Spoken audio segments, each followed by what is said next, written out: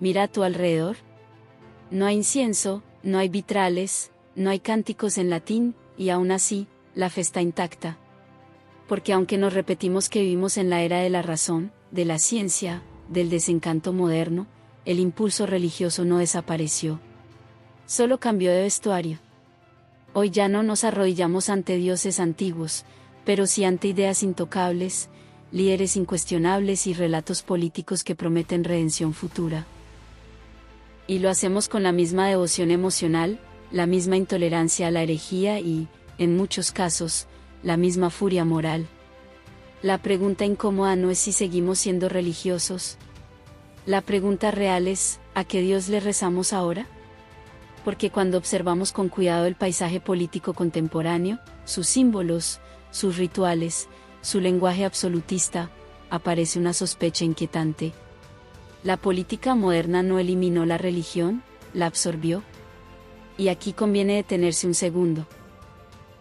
Esto no es un ataque barato a la fe ni una burla al compromiso político. No vamos a caricaturizar creyentes ni militantes. Eso sería fácil y superficial. Lo que vamos a hacer es algo más peligroso, desmontar la estructura lógica del creer. Desde una mirada analítica, casi clínica, pero no por eso fría, veremos cómo la fe, entendida como adhesión emocional a un sistema de sentido incuestionable, se desplazó del cielo al parlamento, del púlpito al mitin, del dogma teológico al dogma ideológico. Y lo más inquietante, muchas personas que se consideran libres de superstición, repiten exactamente los mismos patrones cognitivos que critican en la religión tradicional. El mismo sesgo de confirmación. La misma división del mundo en puros e impuros. La misma necesidad de un relato simple que explique el caos. Como advirtió Carl Sagan, el problema no es la ausencia de asombro, sino el abandono del escepticismo. Cuando el asombro se separa del pensamiento crítico, cualquier idea, por muy política, moderna o ilustrada que parezca, puede convertirse en un demonio respetable. Este video no busca convencerte de nada. Busca algo más incómodo, obligarte a pensar si tus certezas sobreviven a la luz. Porque quizá no vivimos en una era menos religiosa, sino en una era donde los dioses aprendieron a hablar en lenguaje secular. Si este tipo de preguntas te incomodan, perfecto. Este canal existe precisamente para eso, no para darte respuestas tranquilizadoras, sino para poner a prueba las ideas que nadie se atreve a tocar. Aquí no hay dogmas que proteger, solo argumentos que resistir, o caer. La modernidad nos contó una historia muy seductora. Que la ciencia enterró a Dios, que la razón sustituyó a la fe y que el progreso nos emancipó de los viejos mitos. Pero esa historia tiene un problema grave, no es empíricamente cierta. Lo que ocurrió no fue la muerte de la fe, sino su mutación. Desde una perspectiva epistemológica, la fe no es simplemente creer en lo sobrenatural.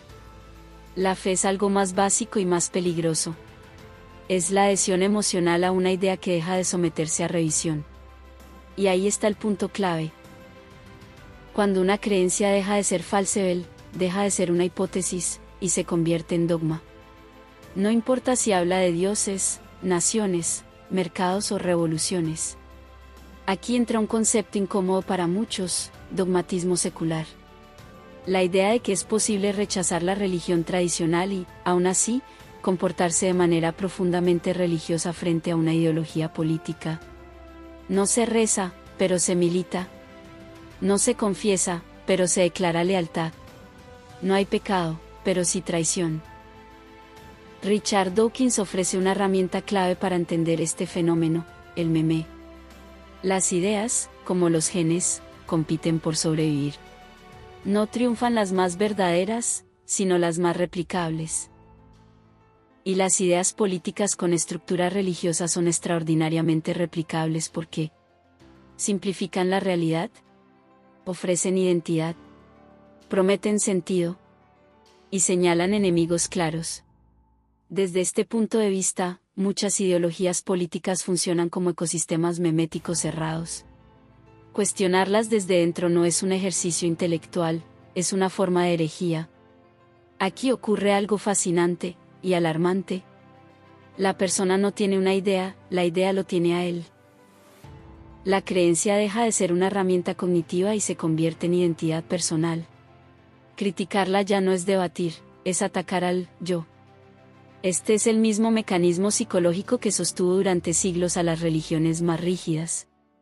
La diferencia es estética, no estructural. Por eso el error no es pensar que la política se volvió demasiado apasionada. El error es no reconocer que la pasión sin escepticismo siempre deriva en fe, incluso cuando se disfraza de racionalidad. Y aquí conviene subrayarlo. No toda convicción política es religiosa. Pero toda convicción que se vuelve incuestionable empieza a comportarse como una religión. Esta es la tesis central del video. La fe no desapareció con la secularización, se recicló. Cambió de lenguaje, cambió de símbolos, pero conservó intacta su estructura mental. En el siguiente bloque bajamos aún más profundo. Porque antes de hablar de política o religión, hay que hablar de algo más básico y más incómodo. El cerebro humano. Antes de señalar a la religión o a la política, conviene hacer algo incómodo. Mirarnos al espejo biológico.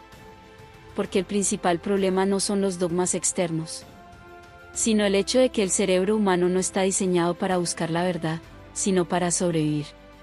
Desde la neurociencia sabemos que el cerebro es una máquina de detección de patrones. Preferimos una explicación falsa antes que ninguna explicación. El caos angustia, el relato tranquiliza. Este es el terreno fértil donde germina la creencia. Cuando una idea ofrece orden, pertenencia, autoridad y un marco moral claro, el cerebro libera dopamina, reduce la incertidumbre y premia la adhesión. No importa si la idea es teológica o política, el circuito neuronal es el mismo. Aquí entra uno de los grandes villanos cognitivos, el sesgo de confirmación. Tendemos a buscar información que confirme lo que ya creemos y a ignorar, o desacreditar, lo que lo contradice. No porque seamos tontos, sino porque nuestro cerebro protege la coherencia interna como si fuera oxígeno. Cuestionar una creencia central activa las mismas áreas cerebrales que el dolor físico.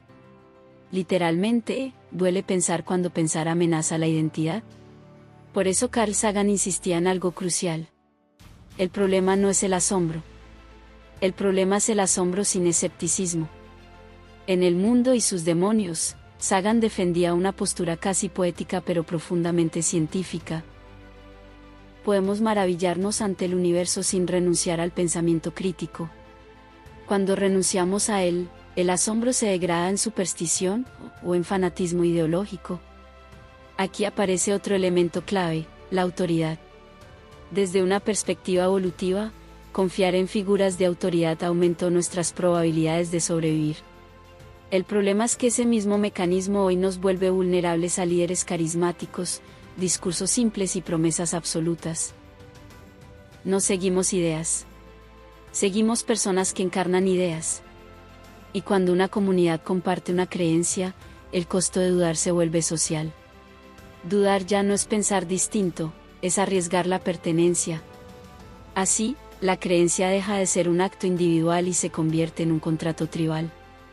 Romperlo implica aislamiento, ridiculización o expulsión simbólica.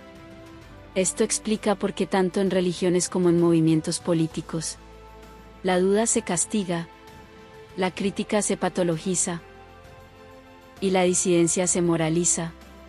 No se discute al hereje, se lo desacredita. La conclusión de este bloque es incómoda pero necesaria.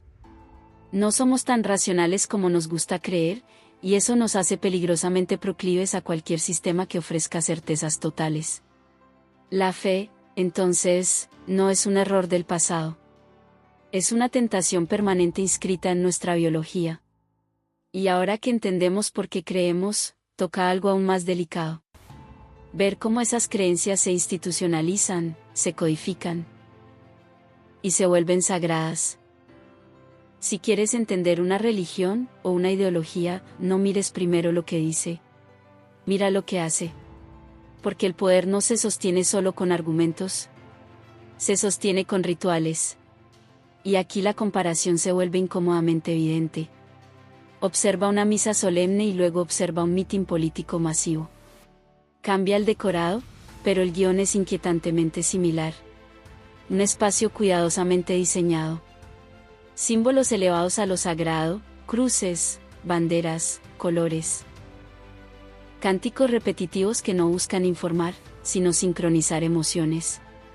Y, por supuesto, una figura central que concentra la esperanza colectiva. No es casualidad. El ritual no está diseñado para convencer a la razón, sino para disciplinar el cuerpo. Aquí es donde Friedrich Nietzsche resulta brutalmente lúcido. En su análisis de la psicología del sacerdote, Nietzsche no hablaba solo del clero religioso. Hablaba de un tipo de figura de poder que entiende algo esencial. Quien controla la moral, controla la culpa. Y quien controla la culpa, controla las personas. El sacerdote, y su versión moderna, el líder político moral, no necesita fuerza física. Le basta con definir qué es virtud y qué es pecado. Qué es progreso y qué es reacción. Qué es justicia y qué es herejía. El ritual refuerza ese marco moral sin necesidad de argumentos. No se debate en un mitin. Se participa. El cuerpo se mueve, la voz se une al coro, el individuo se disuelve en la masa. Y en ese momento ocurre algo clave. La identidad personal se reemplaza por una identidad colectiva. Esto no es accidental. Es una tecnología emocional antigua y extraordinariamente eficaz. Las religiones la perfeccionaron durante siglos. La política moderna simplemente la heredó y la optimizó. Cuando alguien sale de un ritual político exaltado, no sale mejor informado. Sale confirmado. Confirmado en su pertenencia. Confirmado en su certeza. Confirmado en la idea de que está del lado correcto de la historia. Y aquí aparece una ironía inquietante. Muchos de los que se burlan de los rituales religiosos participan con devoción absoluta en rituales políticos, sin reconocerlos como tales. Cambian las palabras, no la estructura mental. Nietzsche lo advirtió con una claridad casi profética. Cuando se pierde a Dios, no se pierde la necesidad de absolutos. Esa necesidad simplemente busca un nuevo rostro. Por eso el poder moderno ya no necesita altares. Le basta con escenarios, consignas y símbolos emocionalmente cargados. Y justo cuando el ritual ha hecho su trabajo, cuando la emoción está alta y la pertenencia asegurada, aparece la promesa más poderosa de todas. La redención futura. Pero antes de llegar a ese paraíso político, hacemos una breve pausa. Si notas que estos rituales te resultan familiares, aunque nunca pises una iglesia, este canal existe para eso, para desmontar las ideas que se normalizan cuando nadie las analiza. Aquí no venimos a reemplazar un credo por otro, sino a preguntarnos por qué necesitamos creer tan desesperadamente. Toda religión necesita un final feliz. No inmediato, claro. Diferido. Porque una promesa que se cumple ahora deja de ser útil como herramienta de control. La política moderna entendió esto a la perfección. Donde antes estaba el reino de los cielos, ahora aparece la utopía social, económica o nacional. Un futuro ideal, perfectamente ordenado, moralmente puro, al que solo se puede llegar si hoy aceptamos el sacrificio. Menos libertad ahora, para más justicia mañana. Más obediencia hoy, para una igualdad futura. Más silencio presente, para una verdad definitiva. La estructura es idéntica. La escatología religiosa prometía salvación después de la muerte. La escatología política promete redención después del conflicto. Siempre después. Siempre más adelante. Siempre cuando, por fin, se derrote al enemigo correcto. Aquí Christopher Hitchens será despiadado, y con razón. Las ideas que justifican el sufrimiento presente en nombre de un futuro sagrado son moralmente peligrosas, vengan envueltas en lenguaje religioso o secular. Porque cuando el fin se vuelve sagrado, los medios dejan de ser éticamente negociables. La historia está plagada de ejemplos. Guerras necesarias. Purgas inevitables.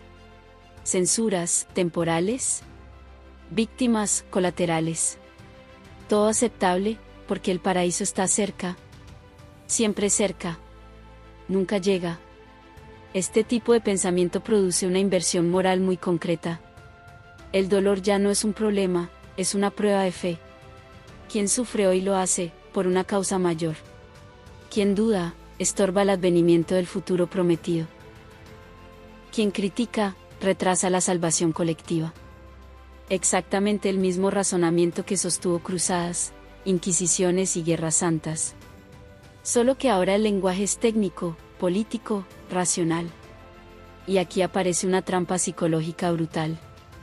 Cuanto más sacrificio se ha hecho por una idea, más difícil resulta abandonarla. Renunciar implicaría admitir que el dolor fue inútil. Así, la utopía se vuelve irrenunciable. No porque sea verdadera, sino porque ya costó demasiado. Este es el punto donde la política deja de ser gestión del presente y se transforma en religión del futuro. Una religión que no se evalúa por lo que logra, sino por lo que promete. Y es precisamente aquí donde surge la gran objeción. ¿No estamos exagerando? ¿No hay diferencias reales entre religión y política? Sí. Las hay. Y sería intelectualmente deshonesto ignorarlas. Por eso, el siguiente bloque no refuerza la tesis. La pone en riesgo. Hasta aquí, la comparación ha sido deliberadamente incisiva. Pero si este análisis quiere ser algo más que un ejercicio retórico elegante, tiene que enfrentarse a su crítica más fuerte. Y la crítica es razonable. Religión y política no son lo mismo. La religión, en su forma clásica, se basa en lo trascendente, en lo no falseable, en la revelación. La política, al menos en teoría, se basa en decisiones humanas, en gestión del poder, en acuerdos revisables. Confundirlas completamente sería un error, y una simplificación peligrosa. Además, hay una diferencia crucial. Las políticas públicas tienen consecuencias medibles. Se pueden evaluar, corregir, derogar. No dependen de milagros, sino de resultados. Reducir toda convicción política a fe irracional sería caer en un cinismo estéril.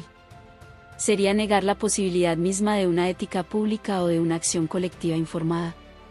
Y aquí conviene decirlo con claridad. No todo compromiso político es religioso. No toda pasión es fanatismo. No toda convicción firme es dogma. Existe una diferencia real entre defender una idea porque funciona y defenderla porque forma parte de tu identidad sagrada. La primera admite revisión. La segunda no. La política, cuando funciona correctamente, necesita disenso. La religión dogmática lo teme. El problema no aparece cuando alguien cree en un proyecto político. Aparece cuando ese proyecto se vuelve epistemológicamente blindado. Cuando deja de responder a datos y comienza a responder solo a lealtades. Aquí está el verdadero punto de quiebre. No es la política el problema. Es la sacralización de la política.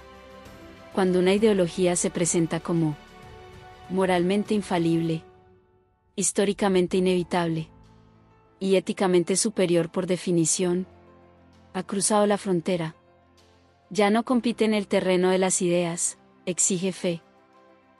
Reconocer esta diferencia es vital, porque sin ella el análisis se vuelve dogmático. Justo aquello que estamos criticando. Este bloque no debilita la tesis. La afina. Porque nos permite llegar a una conclusión más precisa y más peligrosa. El verdadero riesgo no es creer en algo, sino dejar de poder dejar de creer. Y ahora que la antítesis está sobre la mesa, ¿podemos avanzar hacia el punto más oscuro del recorrido? Lo que ocurre cuando la herejía ya no se discute, se castiga. Toda religión necesita una frontera clara entre los puros y los impuros. Y toda ideología que se sacraliza termina creando su propio mecanismo de expulsión. En el mundo contemporáneo, esa excomunión ya no adopta la forma de hogueras o tribunales eclesiásticos. Es más limpia, más eficiente, más moderna. se llama cancelación.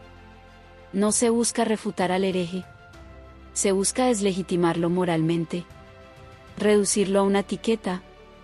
Convertirlo en algo que no merece ser escuchado. Aquí Hannah Arendt es fundamental. En su análisis del totalitarismo, Arendt advirtió que el verdadero peligro no comienza con la violencia explícita, sino con la destrucción del espacio donde pensar distinto es posible. Cuando una ideología decide de antemano quién puede hablar y quién no, la política deja de ser deliberación y se convierte en administración de la verdad. Y eso, históricamente, nunca termina bien. La cancelación funciona como una inquisición laica porque comparte su lógica central. No castiga errores, castiga identidades. No corrige ideas, purga personas. No busca verdad, busca ejemplaridad. El castigo no es solo para el disidente. Es una advertencia para el resto. Aquí entra Michel Foucault con una precisión quirúrgica. El poder moderno ya no necesita imponer obediencia solo por la fuerza. Opera a través del biopoder, controlando cuerpos, discursos, conductas. Y, sobre todo, lo decible. No hace falta una policía del pensamiento cuando la propia comunidad se convierte en vigilante. Cuando el miedo al aislamiento social es suficiente para garantizar la conformidad. Así, el control se interioriza. La censura ya no viene de arriba. Viene desde dentro. La persona aprende a autocorregirse, a callar, a suavizar dudas.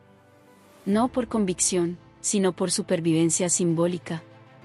Este es el punto donde la política adopta su forma más religiosa. Cuando la moral se convierte en herramienta de disciplina. Y el desacuerdo se redefine como maldad. No es casual que el lenguaje se vuelva cada vez más teológico. Del lado correcto de la historia. Imperdonable.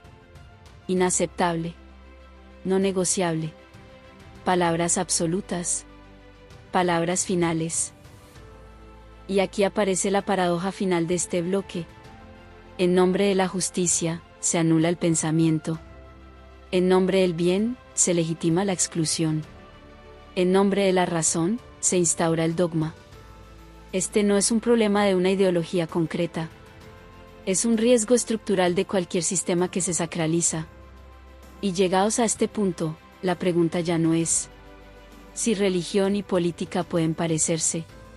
La pregunta es, ¿cómo evitamos que cualquier creencia, religiosa o secular, se convierta en un altar intocable? Para responderla, necesitamos integrar todo lo visto. No destruir la creencia, sino desactivar su absolutismo. Después de desmontar la estructura de la fe, religiosa y política, sería tentador caer en una conclusión fácil. Desconfiar de todo, no comprometerse con nada, mirar el mundo desde una distancia cínica. Pero el escepticismo no es cinismo. Y la duda no es parálisis. La síntesis que emerge de todo este recorrido no es una renuncia a creer, sino una renuncia a arrodillarse.